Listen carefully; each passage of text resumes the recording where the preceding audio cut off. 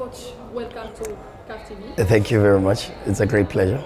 Thank you. So, how did the opportunity to join WAC Casablanca come about, and what attracted you to this role? Well, I think what attracted me to the club, of course, was my experiences in playing against Wydad in both the Champions League and the Super League, and for a couple of years now at Mamelodi Sundowns, we were direct rivals, really fighting for supremacy on the African continent and to dominate. And this incredible fan base was something that really amazed me all the time as an opponent, and you know, just the privilege to be part of this club, the honor of representing this club and representing the winners is something that, of course, I don't think many can reject or deny, you know, when you are giving that opportunity. So I was privileged that immediately after I left my previous job, Wydad called me within 24 hours, and things moved quite quickly thereafter. Of course, you know, one of the biggest clubs on the continent, and when you get that opportunity, you cannot say no. You reportedly had other offers on table for sure. What made the WAC stand out among the other offers? Well, I think there was a couple. As I said, the love and the warmth that I received from the fans, even as an opponent coach. Many a times when we came to play against Wydad, you know, they would chant and give me a very warm welcome, which was something that I really did appreciate, and it touched my heart always. The president and the board, when I met them, how they presented the vision and how they presented where the club was. And of course, we know where the club is at the moment, is in a very difficult situation where a club of Wydad's stature should be in the Champions League. And that's something that still hurts me a lot, you know, that we are not in the Champions League. We didn't qualify for the Champions League last season. But we know where the club is. We know how the club got to where it is. But we have to work a lot harder now to get it where it should be. And that's something that really also motivated me, because the project was enticing. There was a lot of work that was waiting for us, and to revive this incredible club where, when you look back, you see the incredible players that it had. You look back and you see the incredible coaches that it had and the incredible success that it had. You want to be part of that. And even though in the last 2 years there was still incredible players and still incredible coaches, the team has not done very well. So part of the ambition is to revive this sleeping giant, and when you back yourself to be able to assist and to learn and at the same time to lead the revolution of what is probably one of the greatest clubs on the African continent. You know, it's something that really fills me with a lot of motivation every single day. And there's a lot of work that still awaits us, but slowly but surely I think we are getting closer and closer to where we want to go. Well, moving from South Africa to Morocco is a very big step. What was the most challenging part of making this transition, both personally and professionally? Well, I separate myself from my profession, which is probably one of the most difficult things. I live my job. I love football. I don't cheat the game. And that's something that I pride myself in. I think as a coach, you've got to live, breathe, sacrifice, invest for football. And that's the price for success, isn't it? In whatever sphere of operation you might be in. But also at the same time, you've also got possibilities to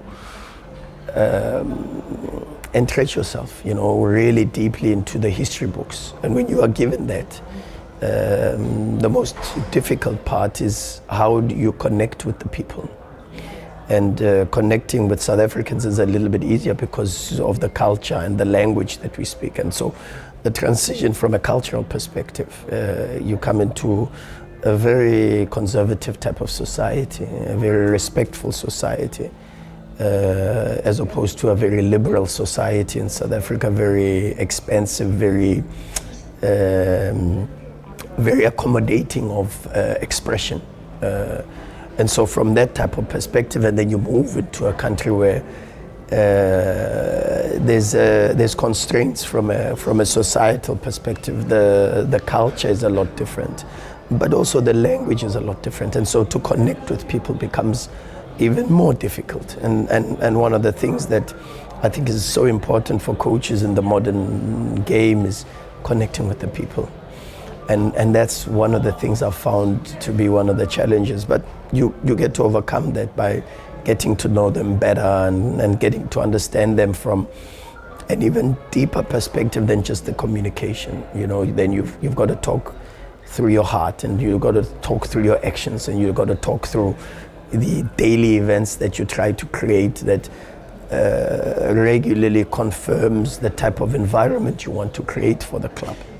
And I think slowly we are getting there. And even though, of course, when there is language barriers, it is a little bit more difficult. But you've got to be creative as a coach and find different ways. And fortunately now with technology and modern society, you've got these adaptations that you can use. So there's a lot of usage of video, and there's a lot of usage of the phone, and communicating via telephones with translation apps.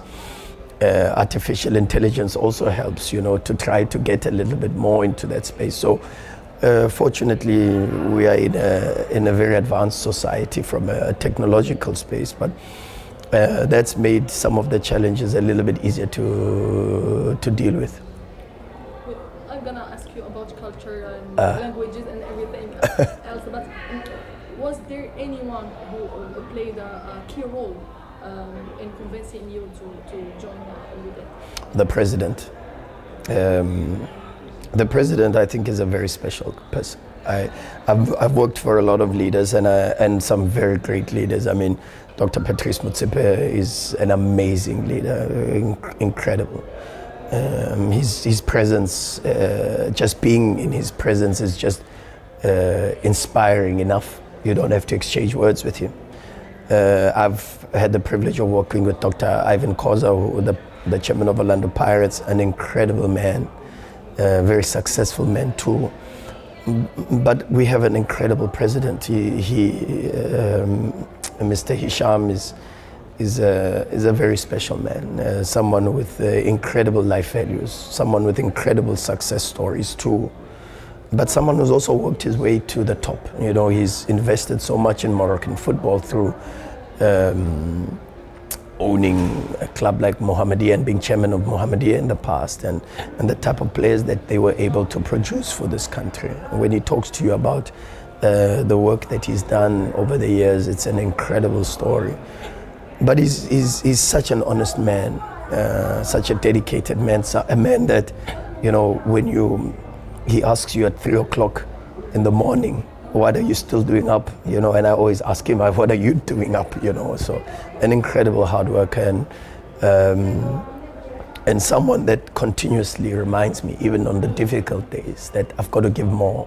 I've got to give more for him, you know, because being president of this club also comes with its own pressures and its own responsibilities. And to try to help him to succeed with this project, and to try to make sure that his fingerprint as part of the leadership of this club goes into the history books, and that's really someone that I really appreciate. And of course then also my family and the opportunity to move to a foreign country, to work in a foreign country, to work with different people, to learn different cultures, to learn different styles of football, because the football in Morocco is completely different to what I was used to. But it's a great challenge, and it's one that I'm enjoying and learning from, and really it's something that is incredible. We're going to also talk about the differences, the style differences. Excuse me? Yeah. Yeah. Excuse me? Please, ma'am. Interview. Hello? Interview, sorry. Even there. I'll tell her, I'll ask her nicely. Sorry. So you're happy and pleased to be like part of this team, but do you miss not maybe the Sundowns? Do you miss South Africa? Do you like still speak with anyone there? Do I miss it? Of course I miss it. It was an incredible part of my career. It came to an abrupt end. But that's life, that's football, isn't it? You know, so I miss South African football, I miss the South African people, but I'm very happy in Morocco. I feel loved by, I would say, the entire country. And you know, the country is divided into two very, very big clubs in terms of the support base. But I think across the board, there's a lot of respect and there's a lot of course it comes with its challenges. But the great thing is you move from one great club, you go to another great club. And at my age, I'm extremely privileged to be able to experience that.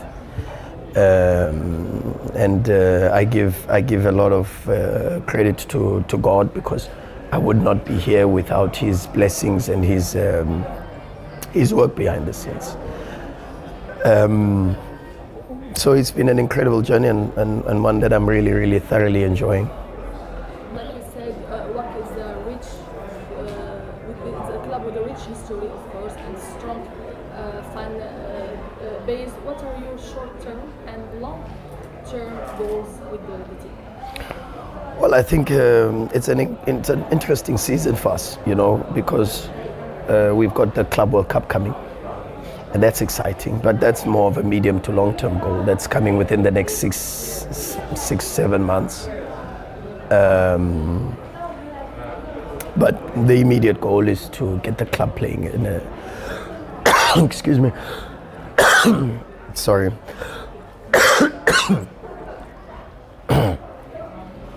I'm from training, so you can just, I was shouting instructions to them. So. Yeah, the immediate goal is to change the identity. We're trying to get the club to play in a certain way. Of course, we don't try to move too far away from the identity of the club. I've gone even into the history of the club, like Amuta, Rigregi, and some incredible coaches that have been here. And there has always been a certain style and a vibrance about how Wydad wants to play, with wing play and crosses and of course a lot of counter-attacks. But we try to tweak it a little bit and try to give it a different style, but still maintain its culture and its feeling for this fast-paced football, and something that, of course, the fans can identify with, because that's why we are here. We are here for the fans and to make the fans happy. And every day we look to put this investment to try to change a little bit and adapt the style of play. And this was one of the first reasons when we had this discussion with the president and the board. The immediate was, let's get an identity. And this is what big clubs have. Over the years, you've seen Barcelona, you've seen Ajax stay very true to their identity and their style. This has allowed them to sustain the successes that they've had over many, many years, and not just only in terms of silverware, but also in terms of brand identity, also in terms of player production and development, because there's a certain way of doing things, and that way is a way that goes many, many, many years. And this is what Man City is currently doing. This is what Wydad wants to try to do, build a club that will give it success for over a longer period of time, and that success is a success that we want to help us. So by this season we want to be in the Champions League again. We want to be competing in CAF competitions. We want to have an incredible Club World Cup where we can sell the club and sell the club as one of the big clubs on the continent. But of course over the long term is have a very sustained, very strong identity that we can use for people to say, even when they haven't watched a Wydad game, where they can say, we know how they played. And that's probably the hardest part of this new job. How do you plan to leave a mark on Moroccan football in your job? Well, I think it's very important. The late icon in South Africa, Dr. Nelson Mandela, said something very profound. And someone who's an icon and recognized all over the continent, all over the world. He said something very profound. He said, great leaders are the ones that plant seeds. They water and nourish the plant, knowing fully well that maybe they are not the ones to enjoy the shade that will be produced from the tree. And so, as a coach of Wydad, I want to be here for as long as I possibly can, and forever. Whatever forever means. Excuse me. But I know that I can't be here forever. And I won't be here forever. But I've got to work as if I'm going to be here forever. And that already is from day one already, starting with the identity and the playing style. And that we want to try to enrich and give it so much depth that it goes into the academy, that it goes into grassroots football, where the Wydadi schools have got some way of playing. But also to give life to it, you've got to give opportunities to the young ones. And already we've broken the history by giving a 16-year-old his first appearance in Moroccan football in the Botola. This is the first time in many, many years. Excuse me.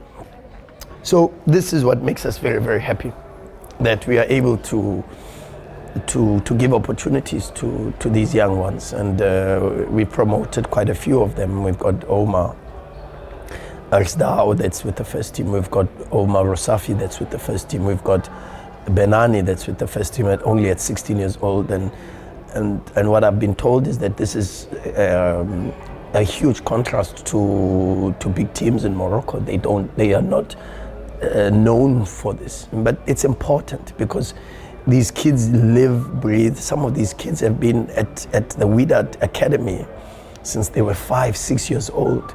And so to represent this club is like Trent Alexander-Arnold for Liverpool, is like Phil Foden for Manchester City. They would break an arm and a leg for the club. And the community also identifies with these young ones. So part of the work that we try to do, and this is a long-term strategy, is give opportunities to the young ones, to the kids. Allow the community to feel that they are represented by their own. This already, of course, increases the level of investment and support that you will get, because the level of loyalty and honesty from a kid that's represented the club since he was 6 years old is incredible. So part of the work is exactly that. And then, of course, one thing that makes me really, really proud is a player like Jamal Hakas. Jamal Hakas is someone that I think we all knew was an incredible footballer.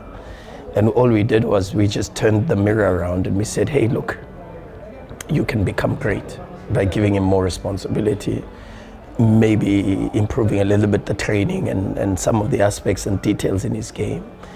And today he's a national team regular, and something that also is not known within the national team of Morocco. You see the abundance of talent that is within probably the best national team on the African continent at the moment. And Jamal just so happens to be playing with players that are at Sevilla, that are at PSG, that are Mazraoui at Manchester United. So it's something that makes us very, very proud, and hopefully we can continue with this. Okay, let's talk about you want someone? Yeah, maybe if I can get some water. Sorry. Oh, but it's okay. Let me try and quickly get some water. Thank you.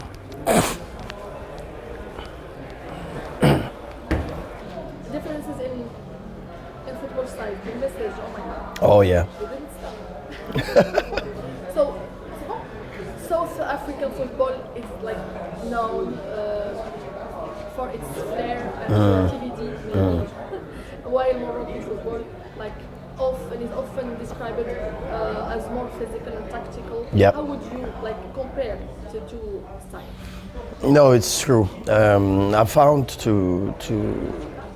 there's a little bit, as I said, part of it is cultural. Cultures influence the production of the players. If you look at the South African culture, very exuberant, very abstract, very off the cuff even sometimes. People express themselves a lot and freely so. But I think Moroccan culture is a bit more conservative, and that's the style that you get even in the football. The players are a lot more conservative, but also the players are very disciplined tactically. You give them an instruction, they do exactly what you say, as opposed to the South African player who can add a little bit of his own touch to the instructions.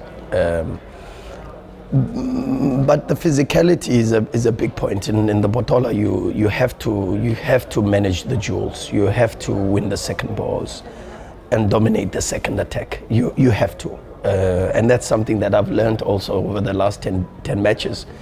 And I, as a coach, I've never put on a session for second balls and dominating second balls, winning aerial duels. But I've stretched myself, and I've done so many sessions already where I've leaped into a very uncomfortable space, but a space that stretches me and makes me better. Because when you are not doing things that you routinely do and you can do so easy, you develop as a coach and you learn and you improve. And so this is what the Botola has done. The Botola has actually made me a better coach, and some of the teams, some of the games, and even my players have taught me so many new things already. And I think from a cultural perspective, the game is true contrasting. There's one on the one extreme, and there's the one on the other extreme. But at the same time, I think they're both meaningful in their own ways. And you see the success of Morocco in the World Cup. You see the success of Morocco in the Olympics.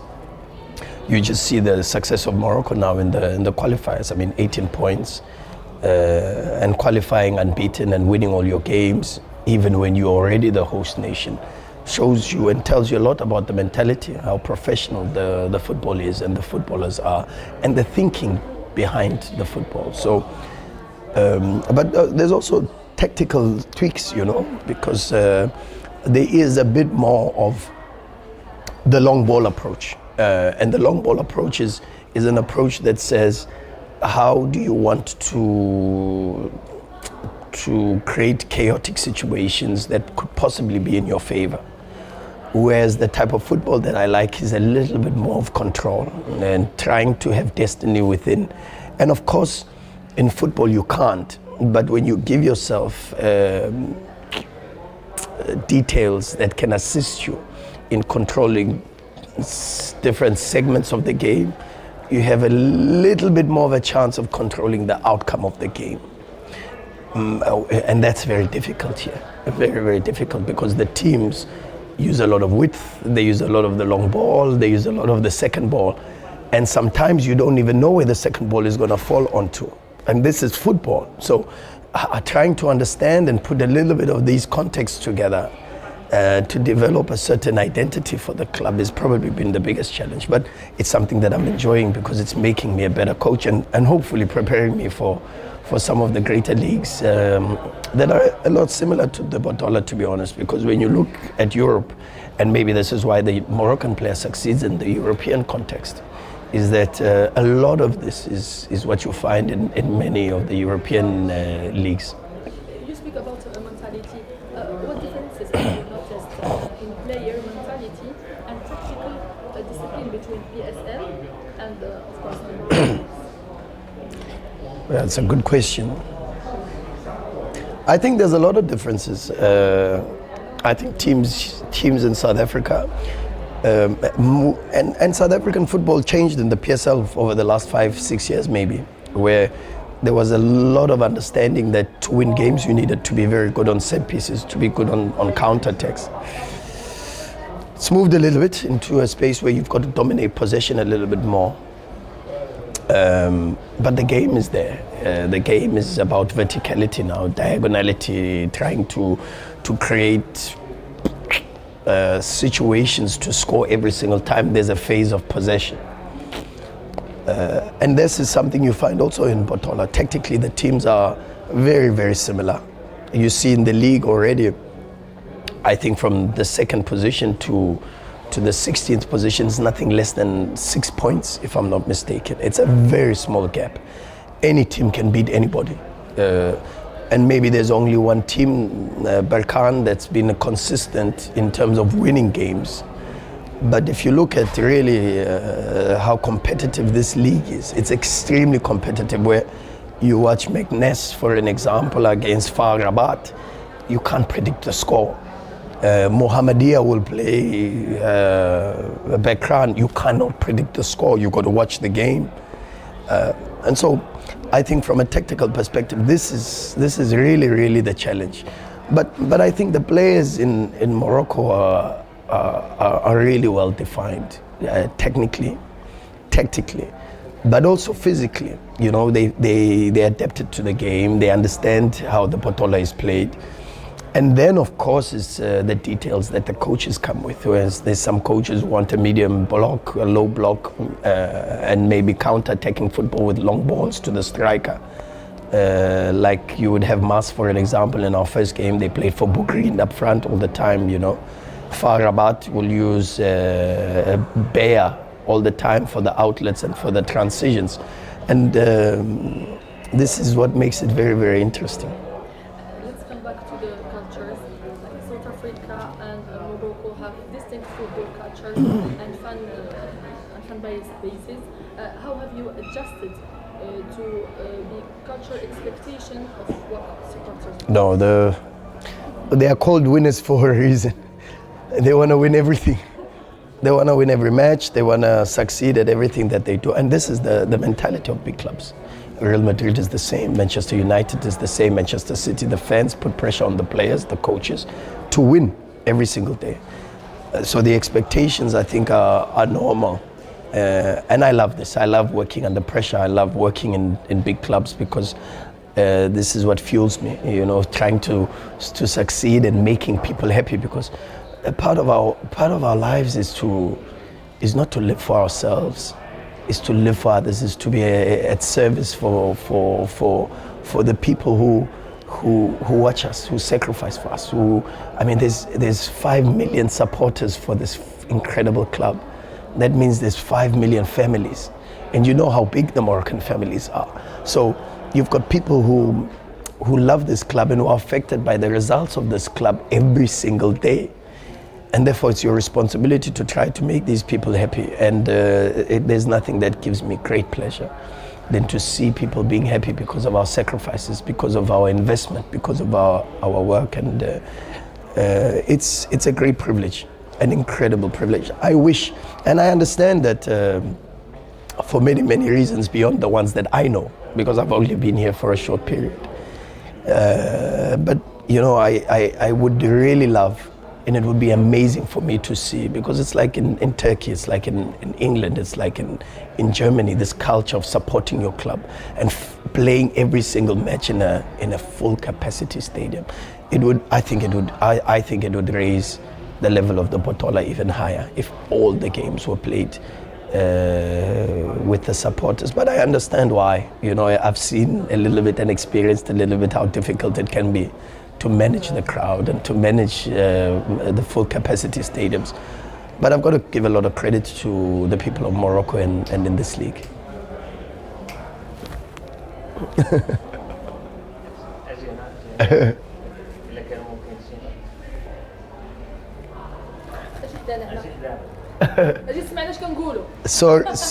Sorry, Idris. He's an amazing man. I'll tell you a secret. They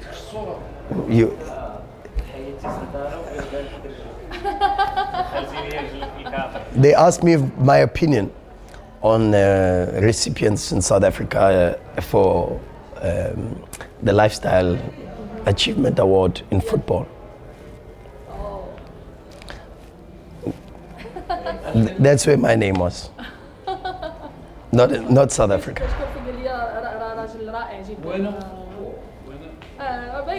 For years I've seen him lift Champions Leagues and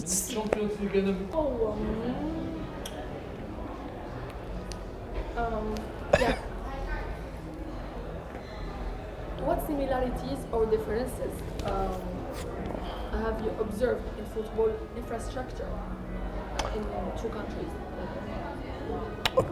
Good question. I think it's unbelievable. I have yet to play a match in Morocco in a bad field.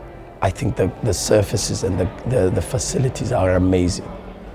And that's a lot of credit to the government, to the people involved in the football, the fraternity, because I think they have a clear understanding. One, that you need a very good surface for a good game. And the other thing that is a minute but an important detail is that they use the same ball for all the matches. And this, I think, is something that, I was advocating a lot in South Africa, where in South Africa you play a team that's sponsored by a certain brand and they use that match ball, and then you go the next match you use a different match ball. And there's a bit of irregularity with regards to the technical consistencies that you find within the players. But here, because of these incredible fields and the consistency with the match ball, you find a bit more technical consistency in the players.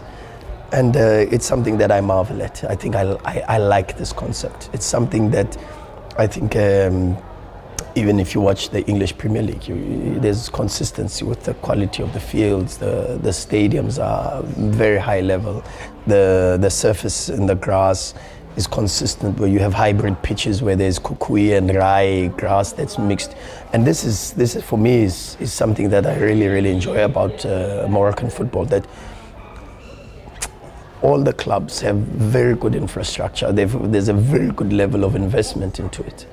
And I enjoy this. I really, there's a parts of the Botola that I enjoy, and if there are others that I enjoy more than others, is probably those two, where there's a consistency with the playing surface and there's consistency with the usage of the ball that the league uses, and I think it makes a big difference. It makes a big difference for the players, because they then understand the aerodynamics of how the ball travels, how much weight they have to use. And of course that helps with their development from a very young age up until they become superstars. So it's something that I really admire, and I can only but praise of the Moroccan football. Have languages or cultures barriers been obstacle for you? You want me to repeat? Yeah, please. Sorry, so that I. So have languages or cultures barrier been an obstacle for you, and if so, how have you navigated them? No, I don't think the languages and the cultures have been a barrier. I think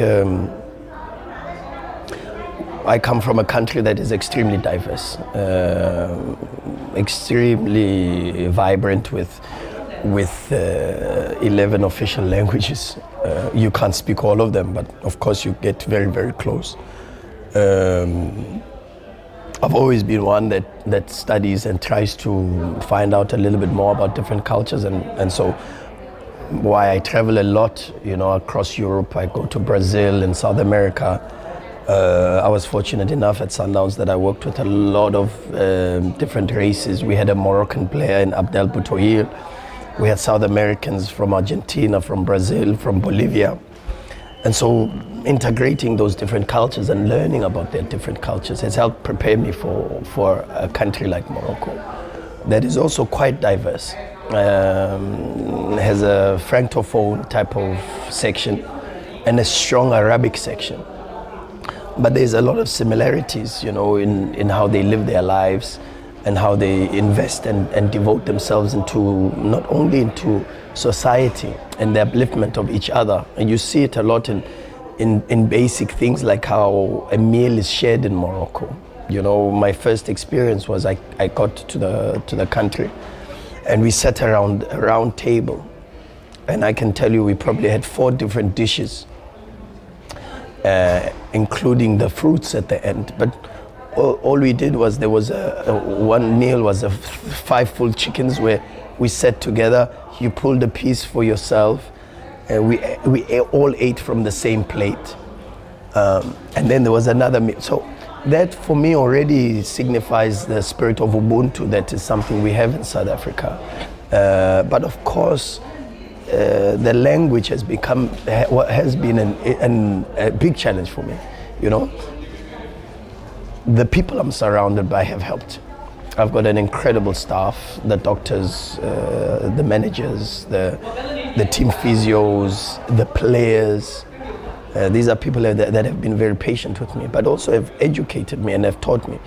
And also now starting Arabic classes, you know, out of my own spare time with my staff. And we're now learning basic communication languages from an Arabic perspective, which is something that I enjoy a lot, you know. So one challenge is one way of looking at it, but the other way of looking at it is as an opportunity to learn, an opportunity to grow, but also an opportunity to understand that there's a little bit more than just what you see and experience for 35, 38 years. Because there's greater lives out there, you know, there's great experiences out there. There's different countries, different people with a different way of looking at things, a different perspective. And the more you travel is the more you get to experience this. And I'm glad I made the decision to come to this wonderful country, because beyond the football is just meeting great people. And the people of Morocco are warm, they are loving, they are encouraging and extremely supportive. But they're honest also. And this is what I like about the community of the Moroccans, is hardworking and honest people. We've overcome those barriers slowly but surely by looking at them as opportunities rather than as challenges. And this, I think, is probably the most important. How have your players responded to your methods and leadership style? I must tell you, I think in the beginning was a bit difficult. And of course, I think the language was one of the steps we had to overcome together, you know, understanding each other.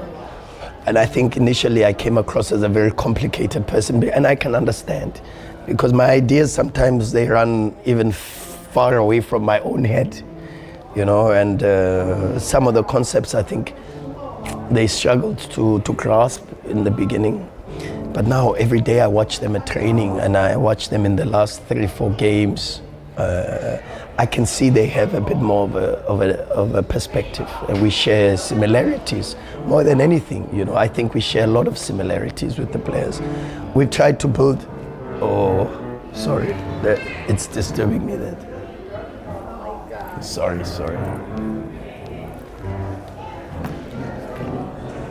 No, I think now we are together. We are so together.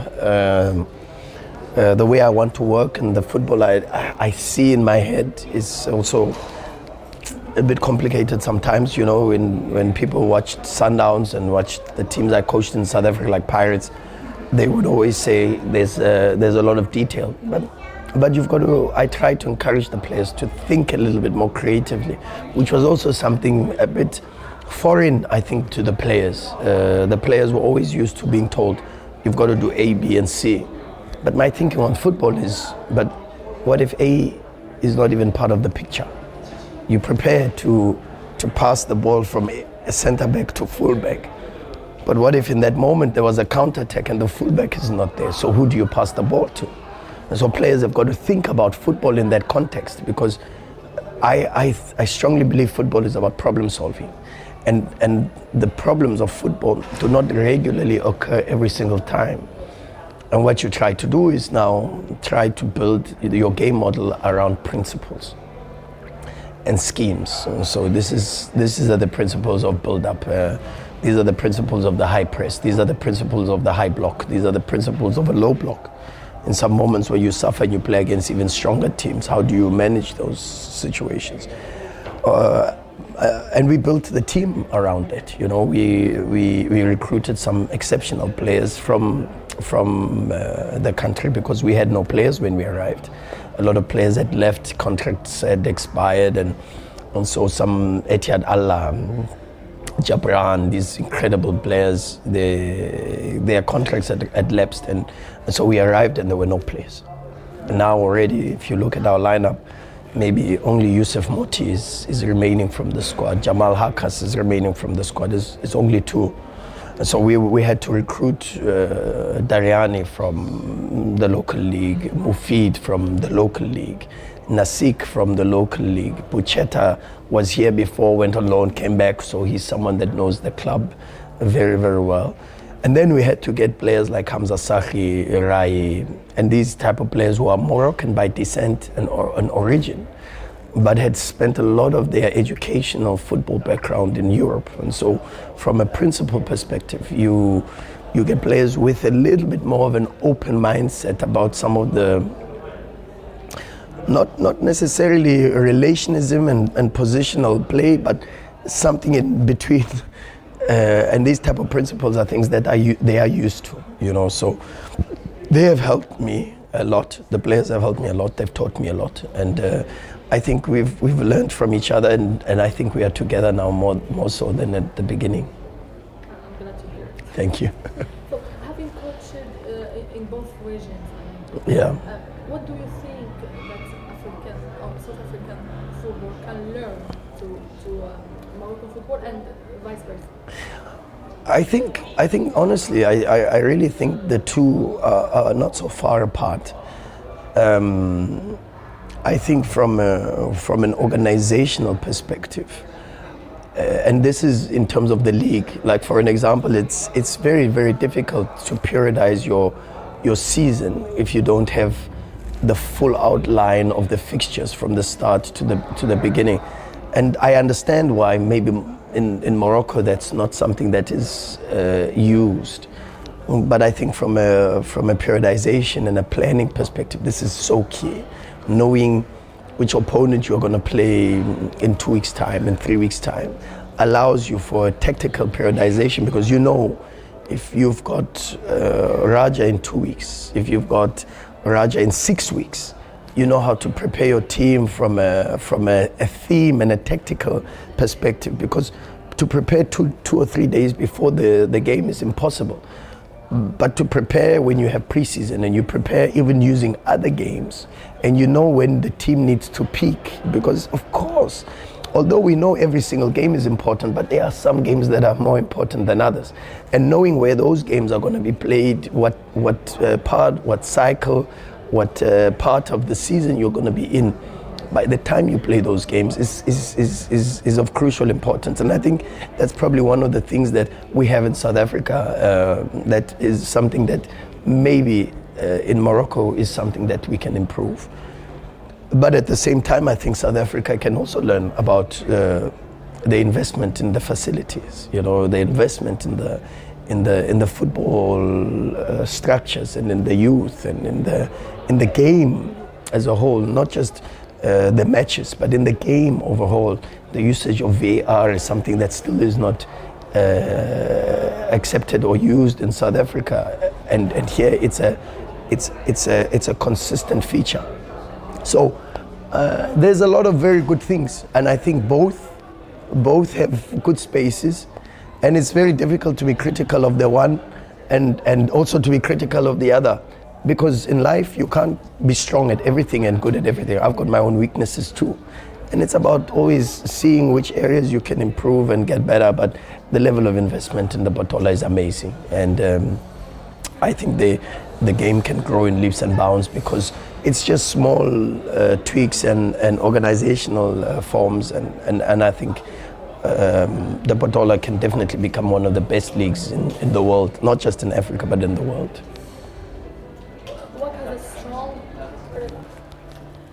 Coach Wak has a strong reputation in African club competition. How do you plan to use your CAF experience to elevate the team? Well, I think we can elevate each other. You know, I think it's a great platform for us to. I came very close to winning the Champions League twice now with Mamelodi Sundowns. We had We had two incredible seasons, the last two editions of the Champions League with Sundowns. The one we got knocked out by Wydad. We were the only team unbeaten in 90 minutes. We lost in the semi-finals on the away goals rule. Something which was a little bit unfair, but that's football, those are the rules of the game. And I think with this club we can even do more. The greatest advantage, which is one of the most important things I think you need for Champions League, is the usage and the influence of the supporters. And I think we've got such an incredible fan base, unbelievable. And you need that. You go to Al Ahly, you play in Cairo. It's very difficult there, and what makes it even more difficult is the supporters. You go to Pedro in Angola, the supporters make it extremely hostile. You go to Lubumbashi for Motsepe, the supporters make it extremely hostile. You go to Esperance in Tunisia, the supporters are extremely hostile. And Wydad has probably the best supporters, and that's why they've won the award twice now for best supporters in the world. Extremely passionate, extremely energetic. They push and support their team like no other support base I have seen. And so this advantage is, for me, I think is probably one of the most important advantages you can have when you participate in CAF competitions. And having this as a strong ace in our pocket, I think can help us big time. But of course you need still a strong team on the pitch that will still win the games and still make the passes and still create the goals, still defend and press the ball and try to get the ball so we can play. But with the 12th man, it's incredible. So I'm looking forward to participating in CAF competitions with this incredible football club and winning the 4th and the 5th Champions League, 6th Champions League title for this club. They deserve it. It's a big club with a great history, and inshallah we will be able to make our contribution to the success of this club. Inshallah. How was working in Morocco here with Wydad? Helped you, oh my God, helped you grow as a coach? Yeah, no, I've stretched myself. Foreign country, foreign game principles. I've had to work on certain aspects in my training that I've never worked on before. And so to be creative and think about different ways to solve different tactical conundrums and situations that maybe we didn't get a lot in South Africa. Because the game in South Africa is more about control. The game in Morocco is about chaos a little bit. The variables that you cannot control. And so how do you try to control the uncontrollable? It's very, very difficult. But there is a way, there's always a way. And so trying to find this, and of course along the way there's speed bumps and there's results that you are not happy about. But these are all learning opportunities. And I think I'm a better coach than I was 10 games ago. I'm a better coach than I was 3-4 months ago before I arrived here. And I think I'm a better person. I've learned a lot about different cultures. I've learned from different people, from my players. And hopefully I can continue to learn. And this is what growth mindset is about. It's about opening your perspective and learning from everybody. Everybody can teach you something. And so I think I've become a better coach and a better person by being here. And it's only 4 months. And so I can just imagine after 3 years, 4 years, 5 years, 6 years, maybe forever, how it will be. Do you see yourself in the future returning to South Africa, or are more inclined towards pursuing opportunities abroad? Inshallah, hopefully there's more opportunities abroad. I think I enjoy as much as I miss South Africa, and I love the South African people. Of course, and I think maybe towards the end of my career I can go back to South Africa. But I think now is about spending some time here learning, challenging myself, and improving. But also then trying to stretch myself into bigger clubs, more challenging scenarios, and learning from many other coaches and many other cultures. And of course, this club represents that. For me, is a great opportunity. There's been some great coaches that have coached Wydad, and it's only just a privilege to be able to represent the people of the winners. Wydad is a very special club, and I'm falling more and more in love with this club every single day. Yesterday we had our fans at the training session, and I can tell you, I was close to tears when they came to support us.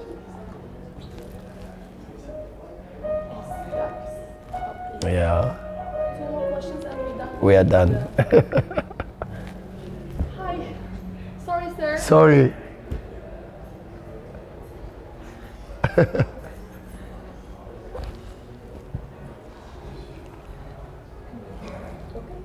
So, Coach, what message do you want to send with the supporter as you start this journey with the team?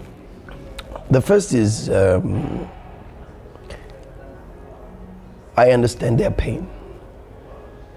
I understand the pain that comes with a trophy drought. I understand. I'm a football person. I know how much they want to win. But in life, you don't always win. And it's the same thing in sport. You don't always win. Some of the greatest sportsmen, Rafael Nadal, he's failed more than he's won. But what really makes a true sportsman is how they bounce back from difficult moments. And this is our message to Wydad fans. In this moment, we might not be in the best position. The club might not be in its most dominant, most successful era. But this is the moment where we have to devote ourselves. When you can only really show someone how much you love them by how much you stick with them during difficult moments. And I want to be here. I want to suffer with them. I want to bleed with them. I want to cry with them. But I also want to be here to help them get into one of the most successful periods in their time, one of the most dominant eras of this club. And that's going to be very difficult because they've seen some great coaches, they've seen some great teams. So as much as we understand their pain, we adopt their pain because we want to adopt their success. We want to be part of the pain, the pleasure and the glory days. But that has to start with bouncing back, trying to formulate this courage to say, hey, we are down, but we will not stay down forever. And slowly but surely they have to believe in us and continue to believe in us. Trust the process. Because I can tell them that we've got a very good team. A very good team. And it's just a matter of time. It's just a matter of time before things click. And once they click, it's going to be very difficult for everyone in Morocco. And what should the Wydad fans expect from Ronaldo?